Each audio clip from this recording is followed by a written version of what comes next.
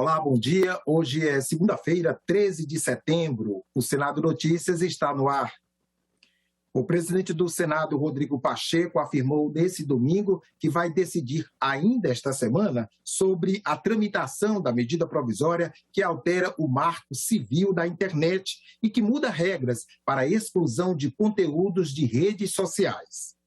Sobre a medida provisória 1068, que altera o marco civil da internet, nós estamos num trabalho de estudo interno no Senado, pela consultoria legislativa do Senado, para fazermos a avaliação sobre constitucionalidade ou não dessa medida provisória. Até o início da próxima semana nós temos uma definição a respeito dessa medida provisória. E a sua pergunta? Está pedindo para mais algum lado, presidente, para devolver de fato para o Planalto ou não? Não, vamos fazer uma avaliação, vai ser uma avaliação técnica, criteriosa, há alguns apontamentos relativamente a ela quanto a eventuais inconstitucionalidades. E como se trata de algo muito sério, é preciso ter um aprofundamento técnico de embasamento jurídico para uma decisão correta da presidência do Congresso Nacional. No início da semana. O presidente e o primeiro secretário do Senado participaram nesse domingo, em Brasília, do evento de comemoração dos 40 anos do Memorial JK. O museu homenageia o ex-presidente da República, Juscelino Kubitschek. Um dia de comemorações no Memorial JK em Brasília. O presidente do Senado, o senador Rodrigo Pacheco, e o primeiro secretário da Casa, senador Irajá, participaram do evento que homenageia os 40 anos do local, dedicado ao ex-presidente da República, Juscelino Kubitschek. Meu conterrâneo de Minas Gerais. É para mim e para muitos uma verdadeira inspiração. Uma pessoa com alma pública rara, que soube, como poucos, liderar esta nação em favor do bem comum, da estabilidade política e do desenvolvimento econômico.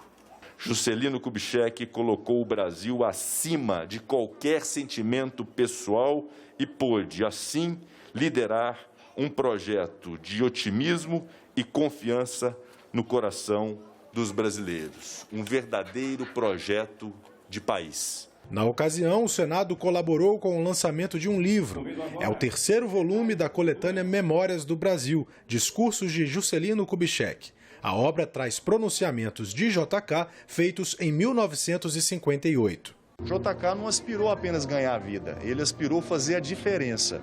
E é por isso que todos nós o respeitamos. As anteriores gerações, a atual geração e as futuras gerações que terão nesse memorial a oportunidade de conhecer a sua história, conhecer o que ele fez, o seu legado e o quanto ele era movido pelo espírito público. Hoje, às 18h, em mais uma etapa do ciclo de debates sobre os grandes temas nacionais, a Comissão de Desenvolvimento Regional e Turismo põe o foco sobre os consórcios públicos como uma alternativa para a redução dos problemas que afligem as populações mais necessitadas. Criados por lei em 2005, desde então, os consórcios públicos representam uma alternativa para atender às necessidades mais urgentes das populações. Saúde, habitação, meio ambiente, saneamento básico e infraestrutura são alguns exemplos. Mais de 4.000 municípios brasileiros participam do modelo jurídico que visa identificar as reais prioridades, agilidade da obtenção de recursos e redução da burocracia. 2 ou mais entes da Federação Brasileira, estados, municípios e a União, podem se juntar para prestar serviços e desenvolver ações em benefício da coletividade. E é justo no interior do país e na periferia das grandes cidades que os consórcios públicos podem exercer um papel fundamental na redução das desigualdades. Esse é o tema da vez no ciclo de debates da Comissão de Desenvolvimento Regional e Turismo. O ciclo de debates da Comissão de Desenvolvimento Regional e Turismo você acompanha toda segunda-feira a partir das 18h, aqui na TV Senado, ao vivo. Vamos conferir agora outras atividades legislativas previstas para hoje no Senado. Às 10h, o plenário faz uma sessão especial para comemorar o centenário de nascimento de Dom Paulo Evaristo Arnes. Às 14h, a Comissão de Direitos Humanos se reúne para votar projetos. Um deles dá prioridade a mulheres em financiamento habitacional. E às 15h, uma outra sessão especial no plenário comemora o Dia do Profissional da Educação Física. A CPI da pandemia está quase encerrando os trabalhos, mas ainda tem mais de 370 requerimentos que não passaram por votação.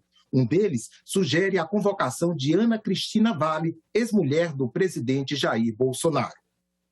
Ana Cristina Siqueira Vale foi casada com o presidente antes da primeira-dama. De acordo com informações obtidas pela CPI da pandemia, a advogada teria uma relação próxima com o lobista da Precisa Medicamentos, Marconi Faria, investigado pela comissão. Ela é suspeita de tentar exercer influência no Palácio do Planalto em 2020, a pedido de Marconi, para que o defensor público Leonardo Magalhães fosse nomeado ao cargo de defensor público da União. Outro requerimento que deve ser colocado logo em votação trata do episódio em que fiscais da Anvisa interromperam a partida de futebol entre Brasil e Argentina em São Paulo pelas eliminatórias da Copa do Mundo do Catar. 4 jogadores argentinos vindos da Inglaterra não cumpriram uma quarentena considerada obrigatória. O senador Randolph Rodrigues pede informações à Confederação Brasileira de Futebol, à Confederação Sul-Americana de Futebol, ao Ministério da Saúde e à Anvisa. O objetivo é saber se autoridades brasileiras estabeleceram um acordo para burlar as regras sanitárias sobre a entrada de estrangeiros no território nacional.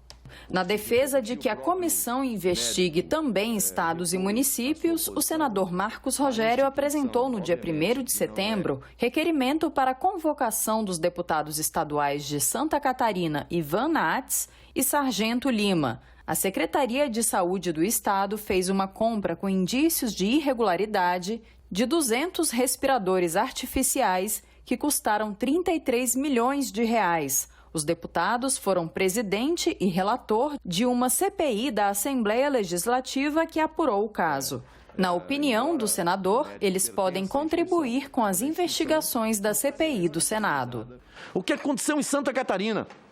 Uma compra superfaturada. Pagamento e não entrega, sem investigação aqui na CPI. Compraram respiradores de uma casa de massagem.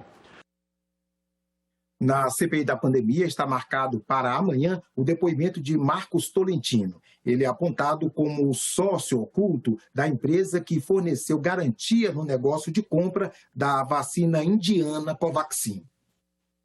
De acordo com a Comissão Parlamentar de Inquérito, Marcos Tolentino deve ser ouvido para esclarecer sobre a carta de fiança oferecida pela Fibbank na intermediação do negócio da Covaxin à Precisa Medicamentos. Tolentino seria supostamente sócio oculto da instituição. De acordo com o vice-presidente da CPI, senador Randolph Rodrigues, a garantia oferecida no contrato de 1,6 bilhão não estava prevista no documento assinado. O parlamentar também ressalta que a carta-fiança oferecida pela Fibbank foi apresentada 10 dias após o fim do prazo contratual. Os senadores falaram sobre o assunto. Nos diferentes procedimentos que nós chegamos, tem alguma relação com ele. O depoimento de ontem do Fibbank, o que foi descoberto aqui? Quem é o verdadeiro sócio do Fibbank é o senhor Marcos Tolentino. O senhor Marcos Tolentino, vejam, ele foi trazido para o depoimento na Comissão Parlamentar de Inquérito do senhor Ricardo Barros pelo depoente. Estava presente lá. Tem relação íntima e próxima com o senhor Ricardo Barros. Então, a relação, o tráfico de influência do deputado, líder do governo na Câmara, me parece que está patente em vários momentos.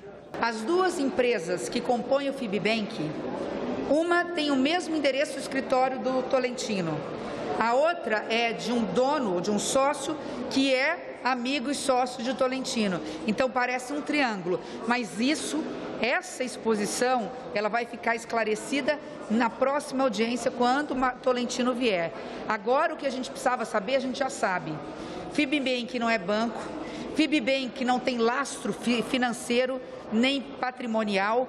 FIBBank não tem 7,5 bi para confirmar patrimônio, para ser garantidor de um contrato da Covaxin no valor de R$ 1,6 bilhão. Por quê? Uma parte desses imóveis não existe, matrícula não bate, e a outra parte não é e nunca foi do FIBBank nem dos seus sócios. Era de um senhor de nome Durval, que teria passado depois, porque é uma fazenda, por uma empresa, companhia limitada. O Tolentino, sim, que é figura-chave, né, nesse processo da Covaxin, por ter sido ele provavelmente o afiançador daquele contrato. É, segundo se acredita, um sócio oculto desse FIBBank, que é o banco que teria dado o aval para a contratação da Covaxin pelo Ministério da Saúde. Marconi Faria, apontado como lobista da Precisa Medicamentos, já deveria ter comparecido à CPI da pandemia, mas o depoimento ficou para esta quarta-feira, depois de uma série de decisões judiciais. Estamos na rua para lutar por nossos direitos, para lutar pelo fim da impunidade, sempre na legalidade e respeitando os valores do Estado Democrático de Direito. As investigações do Ministério Público Federal do Pará apontam que o senhor Marconi Faria é um lobista que atuava defendendo e argumentando, entre outros interesses, os interesses da Precisa Medicamentos. É nesse contexto que começam os diálogos entre o senhor Ricardo Santana e o senhor Marconi Farias. Randolph Rodrigues apresentou o requerimento para escutar Marconi. No pedido, ele explica que o Ministério Público do Pará encaminhou à CPI troca de mensagens de Marconi com uma suposta tentativa de manipular uma compra de testes rápidos de Covid pelo Ministério da Saúde em favor da Precisa Medicamentos. No dia marcado para comparecer à CPI, Marconi levou falta. Um dia antes, ele apresentou um atestado para justificar a ausência. Horas depois, o médico que consultou Marconi comunicou à CPI que buscava meios de suspender o atestado porque acreditava que ele estava fingindo.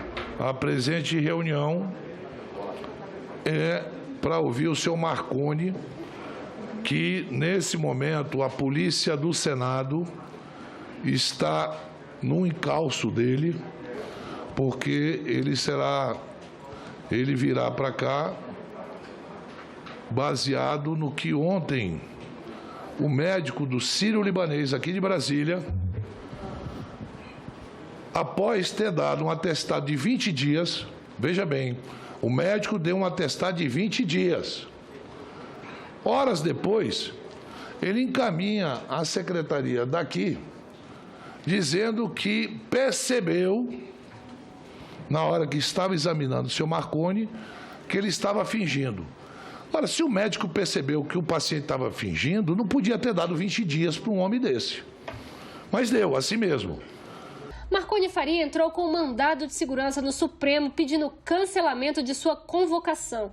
O pedido foi negado. Ele pediu uma reconsideração que também foi negada pela ministra Carmen Lúcia. Diante da ausência dele em descumprimento a uma decisão judicial e da suspeita de que ele poderia estar planejando sair do país, os senadores decidiram acionar o Supremo. Que fosse requisitado à autoridade judicial competente a prisão preventiva do senhor Marconi Albernaz Farias, como consequência desse pedido de prisão preventiva, para evitar que este senhor se evada do território nacional. Complementarmente a isso, a apreensão do seu passaporte e, consequente a isso, a devida comunicação à Interpol. Ele pediu ao Supremo novamente para que não fosse obrigado a comparecer, o Supremo negou esse direito. Permitiu apenas que ele se cale com relação à situação de autoincriminação, o que segue a rotina dos HCs do Supremo.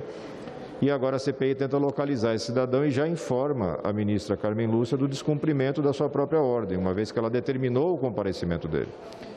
Então ele está em flagrante desrespeito dessa ordem judicial Isso vai ser objeto de requerimentos, seguramente a própria Justiça no Supremo Tribunal Federal e, eventualmente, a Justiça Comum aqui do Distrito Federal. Marconi estaria envolvido numa operação em que teriam trabalhado para desclassificar 2 empresas numa licitação e beneficiar a Precisa Medicamentos.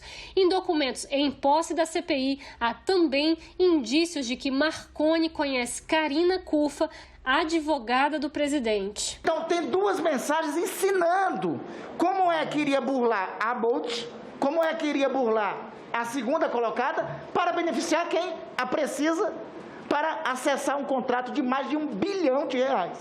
Era este o golpe em curso. Marconi Faria estaria envolvido em uma operação em que trabalharam para desclassificar 2 empresas numa licitação e beneficiar a Precisa Medicamentos. Documentos em posse da CPI também demonstrariam que Marconi conhece Karina Cufa, a advogada do presidente. Uma sessão temática de debates do Senado debateu na sexta-feira o relatório divulgado pelo painel intergovernamental sobre mudanças climáticas, o IPCC, na sigla em inglês. Ele é ligado às Nações Unidas. Participaram da sessão debatedores brasileiros e estrangeiros, como a ativista sueca Greta Thunberg. O planeta está sofrendo e é possível agir para evitar danos maiores. O governador capixaba fez um apelo a atores políticos e à sociedade como um todo. O Brasil não pode se ausentar da articulação internacional. É preciso que, neste momento em que o governo brasileiro dê um passo atrás nesse tema, é preciso que alguém dê um passo à frente nesse tema. Tá certo? Por isso que esse debate aqui é importante no Senado. O Senado precisa participar ativamente da articulação internacional e os governadores também. Geralmente as crises, elas atingem as pessoas mais pobres primeiramente. E isso acontece numa crise política, numa crise econômica, numa crise institucional, como essa que a gente vive no Brasil, mas também numa crise de clima. Também atinge as pessoas mais pobres, são as pessoas que mais perdem a vida, que mais perdem algum patrimônio que têm. O presidente da Conferência Nacional dos Bispos do Brasil reforçou a preocupação. Toda a criação já sofre as consequências, mas são os mais pobres e marginalizados que pagam o preço mais alto. Ondas de calor extremos, secas, alagamentos e outros eventos climáticos extremos já ceifam vidas, tendem a aumentar nos próximos anos e colocam em risco a vida no planeta. Quando se fala de riscos trazidos pelas mudanças climáticas, incêndios florestais, aumento do calor, derretimento de geleiras, inundações, avanço do mar sobre ilhas e regiões costeiras, fala-se de um senso de urgência. Eu gostaria de falar sobre a urgência da ação. O que nós planejamos fazer, o que nós faremos nos próximos 10 anos, vai afetar toda a humanidade, que vai determinar todo o futuro da humanidade pelo próximo milênio. Essa fome do mundo por bife, por carne vermelha, é responsável por esse aumento de metano na atmosfera. Nós precisamos converter essa ambição em ação. Então, eu gostaria de conclamar a todos nesta conferência que considerem qual ação pode ser tomada, que medida pode ser feita no nível governamental, no nível estadual, também no setor privado, na sociedade, e quais as medidas podem ser realizadas para proteger e preservar o planeta e as pessoas em todos os lugares. A ativista Greta Thunberg equilibrou cobrança com reconhecimento de que a lambança com o meio ambiente começou com os europeus. Eu não estou aqui numa posição de dizer para vocês o que tem que fazer. Eu estou numa região que começou essa crise que nós estamos vendo ao estar aqui neste momento. Essa é a parte do mundo que nós temos uma responsabilidade enorme por essa responsabilidade, por essa crise que nós vivemos hoje. O que os líderes do Brasil estão fazendo hoje é vergonhoso, é extremamente vergonhoso, porque o que eles estão fazendo com os povos indígenas e com a natureza. O Brasil Claro que não começou essa crise, mas sim acrescentou muito combustível a esse incêndio. E enquanto os demais debatedores falavam diretamente do sossego de casa ou do escritório, a ativista Sanela Sateré Maué falava direto do fronte. Ela participa em Brasília da Marcha das Mulheres Indígenas. Deu o recado, lembrando que são nas terras deles que o meio ambiente tem sido melhor preservado. E nós, povos indígenas, somos os principais defensores da natureza. Não tem como pensar em uma Amazônia, não tem como pensar em preservação, não tem como pensar em meio ambiente sem levar em consideração os povos indígenas. Recado que veio também em forma de canto pela intérprete Margarete Menezes e a canção protesto Matança, composta por Jatobá e Xangai. Para nosso espanto, tanta mata já vão matar. A Mata Atlântica e a próxima Amazônica, arvoredos seculares, impossível replantar. Que triste sina teve Cedro, nosso primo, desde menino que eu nem gosto de falar. Depois de tanto sofrimento, seu destino virou tamborete, mesa, cadeira, balcão de bar. MP editada pelo governo adia o prazo de recolhimento de contribuições federais para as distribuidoras de energia elétrica. Editada no início de setembro, o objetivo da medida provisória é dar sustentabilidade e adimplência a empresas do setor que estão comprando energia mais cara, principalmente das termoelétricas, para atender os consumidores nesse momento de crise hídrica, com a redução do nível dos reservatórios das usinas hidrelétricas que produzem energia mais barata. A medida provisória concede um prazo maior às empresas para o recolhimento de tributos federais. O pagamento do PIS/PASEP, da COFINS e de contribuições previdenciárias dos meses de agosto, setembro e outubro deste ano será feito apenas em dezembro, sem a cobrança de multa. O governo reforça que o socorro é necessário porque, mesmo com a cobrança de bandeiras tarifárias, o déficit para o setor ficaria perto de 14 bilhões de reais.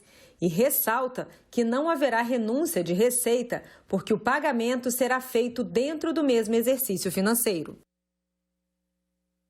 Tramitam no Senado 2 projetos da reforma tributária. Um deles é a proposta de emenda à Constituição que unifica vários impostos em uma cobrança sobre bens e serviços. O outro é o que muda a faixa de cobrança do imposto de renda e cria a tributação sobre lucros e dividendos. Pelo texto aprovado na Câmara dos Deputados, lucros e dividendos devem ser taxados com imposto de renda de 15% na fonte. Já o imposto de renda de pessoa jurídica cai de 15% para 8%, uma redução menor do que a prevista no projeto. O ministro Paulo Guedes lembrou que os rendimentos de capital não pagam imposto no Brasil há 25 anos. Ele explicou que a proposta era de diminuir a taxação de empresas e compensar na taxação dos empresários pelo rendimento de capital. Se o dinheiro sair da empresa para o dono afluente, sim, ele vai pagar 20%, que é uma taxa até moderada. O certo seria jogar esse imposto no progressivo. E é por isso que tem essa luta feroz contra a reforma tributária, porque eles não querem pagar de jeito nenhum.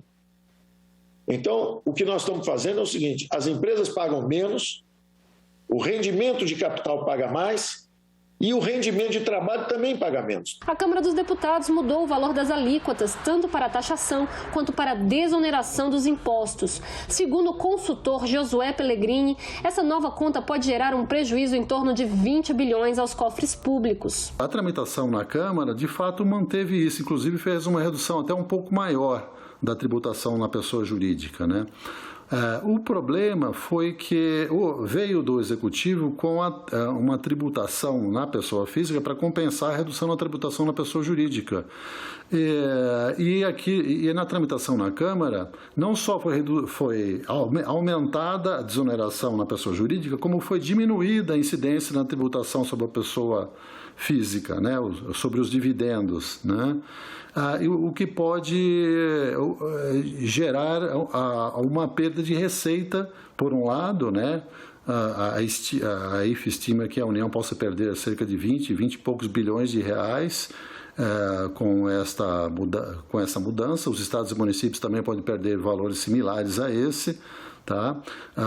Há uma possibilidade de compensação com desoneração tributária, mas isso é muito incerto, né? A chance maior é que realmente na versão que foi aprovada na Câmara haja essa perda de receita. Em relação ao imposto de renda, a faixa de isenção passa de R$ 1.903,98 para R$ 2.500. As outras faixas de rendimento devem ter um reajuste entre 13,2% e 13,6%. E as parcelas para dedução aumentam de 16% a 31%. Outros 3 projetos fazem parte da reforma tributária: a PEC 110 e a PEC 45 e o PL 3887. A ideia central dessas 3 propostas é simplificar a tributação no país, unificando em uma única cobrança vários impostos diferentes. Um dos argumentos mais relevantes é exatamente o argumento da simplificação. Exatamente porque, como hoje o sistema tributário nacional ele está construído de uma maneira em que tanto a União, quanto os estados, quanto os municípios podem instituir e cobrar tributos sobre o consumo, então isso realmente cria, por exemplo, para uma empresa que tem uma atuação em várias regiões do país, né, em uma complexidade e um ônus, né, tanto financeiro quanto de alocação de pessoal, para realmente poder estar em conformidade com a legislação, tanto federal, quanto estadual, quanto municipal. Então, o discurso da simplificação, ele realmente faz sentido no contexto brasileiro, exatamente pelo fato da gente ter essa multiplicidade de entes políticos que podem criar e cobrar tributos. O Poder Executivo Federal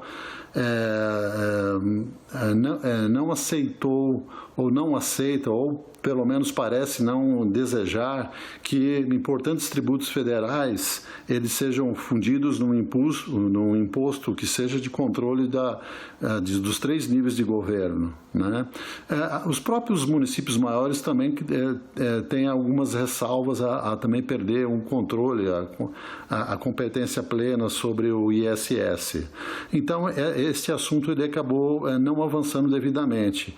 E o Poder Executivo Federal, ele também mandou o PL 3887 para o Congresso com objetivos bem mais similares a esse de fusão e simplificação, mas bem mais modesto. Seria apenas fundir o PIS e o COFINS, que é uma ideia já antiga. A ideia principal desses 3 projetos é unificar e simplificar a tributação no Brasil. A PEC 45 cria um imposto sobre bens e serviços, mais impostos seletivos e extingue 5 tributos: o IPI, o PIS, o COFINS, o ICMS e o ISS. Já o substitutivo da PEC 10 cria um imposto sobre bens e serviços federal, um estadual e um municipal, mais um imposto seletivo. Ela extingue 9 tributos: IPI, IOF, PIS, PASEF, COFINS, CID Combustíveis, Salário Educação, ICMS e ISS. Já o PL 3887 institui a contribuição social sobre operações com bens e serviços e extingue 2 tributos, o PIS e o COFINS. O imposto sobre bens e serviços proposto tanto na PEC 45 quanto na 110 deve incidir sobre todos os bens e serviços, incluindo a exploração de bens e direitos tangíveis e intangíveis, e a locação de bens nas operações do mercado interno e na importação. Na exportação não há cobrança do imposto. Já no PL 3887 também se pretende a incidência ampla da contribuição sobre bens e serviços nas operações no mercado interno e na importação, e não incidência na exportação. Um projeto que está no Senado pode aumentar a remuneração dos aposentados com mais de 75 anos. O projeto troca o salário mínimo por um piso especial para idosos com 75 anos ou mais. Esse piso é composto pelo mesmo valor do salário mínimo deste ano, R$ 1.100, mas o que muda é o reajuste. A atualização anual poderá ser feita pelo índice de correção do salário mínimo ou pela inflação da terceira idade, o que for maior.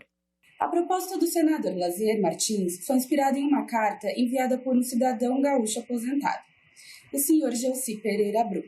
Tenho 78 anos, sou aposentado com um salário mínimo e está muito difícil sobreviver com o salário mínimo.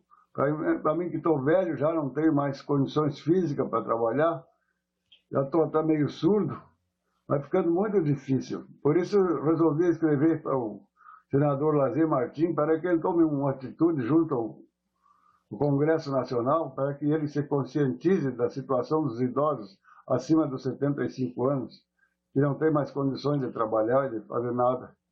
O salário mínimo mal dá para pagar a água e a luz e comprar os medicamentos, e o restante a gente tem que fazer ginástica aqui para sobreviver. Não estou falando só em meu nome, estou falando em nome de milhares de aposentados que estão passando pela mesma situação. O autor do projeto justifica que a inflação da terceira idade, medida pela Fundação Getúlio Vargas, tem ficado acima da inflação comum, que atinge todos os brasileiros. Para os idosos, pesam não só os reajustes dos alimentos, mas também o dos medicamentos e serviços de saúde. A situação dos superidosos é diferente, tanto pela impossibilidade de ocupar o mercado de trabalho, quanto pelos elevados custos para a sua sobrevivência. Se a gente for comparar a evolução dos índices de preços do INPC, que corrige o salário dos aposentados, e esse índice IPC 3I, que é chamado o índice de preço dos idosos, a diferença é grande. Peso que tem alimentação e saúde no total do índice é diferenciado, é um peso maior. Ele tem um impacto forte nas contas públicas na medida em que a gente vai ter um aumento, que não tem uma receita para compensar isso, exatamente no momento em que a gente está com as contas públicas bastante fragilizadas. Só para a gente lembrar, a gente deve estourar o teto dos gastos nos próximos anos, a dívida já está muito alta e a situação fiscal do país não é muito boa. Não se trata de achar que as pessoas idosas não mereçam um aumento, mas esse aumento tem que ter uma contrapartida fiscal, uma contrapartida financeira. Se isso não vier, a gente só vai prejudicar o resto da população. Eu penso que, alternativamente a esta proposição, o Congresso Nacional poderia se mobilizar na direção e no sentido de agilizar as reformas estruturantes que temos hoje no Brasil, que temos na agenda pública, política do Brasil, no sentido de modernizar a nossa economia, de torná-la mais eficiente, torná-la mais competitiva, para que a gente possa gerar riquezas, e em decorrência da geração de riquezas que poderíamos fazer, pudéssemos, portanto, dar uma vida digna melhor e, inclusive, serviços públicos melhores para todos os brasileiros, inclusive os nossos idosos.